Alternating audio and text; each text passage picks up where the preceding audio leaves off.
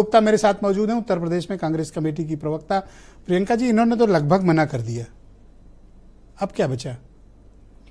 देखिए ब्रजेश जी, सबसे पहले तो मैं थोड़ा सा भूमिका आपको बताना चाहूँगी कि जो पंचायती चुनाव होते हैं, जो पंचायती राज के चुनाव होते हैं, वो किसका विज़न था। मैं अगर हम 1991 की बात करूं तो हमारे मैनिफेस्टो का हिस्सा था कि अगर हम जीतते हैं तो हम ये पंचायती राज्य की जो संस्थाएं हैं इनको संवैधानिक अधिकार देंगे, और वो संवैधानिक अधिकार 73 और 74 संशोधन के बाद दिया गया। जितनी भी पंचायती संस्थाएं थी उनको संवैधानिक अधिकार दिया गया, उसके साथ में महिलाओं को आरक्षण दिया गया।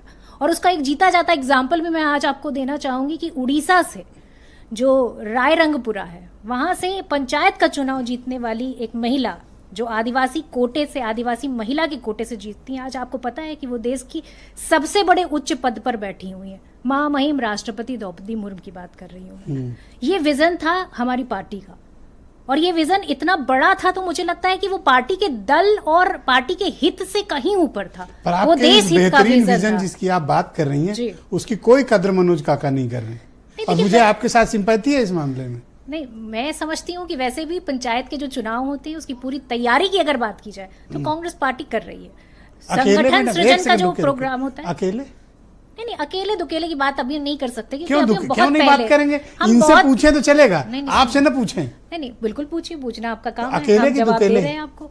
हम सिर्फ इतना कहना चाहते हैं कि हमारी क्या अभी प्रक्रिया है, हम किस तरह से काम कर रहे हैं, वो मैं आपको थोड़ा सा इतना क्यों डर रही है सपा वालों से? अरे नहीं, डरने की बात नहीं, खुल के कहिए।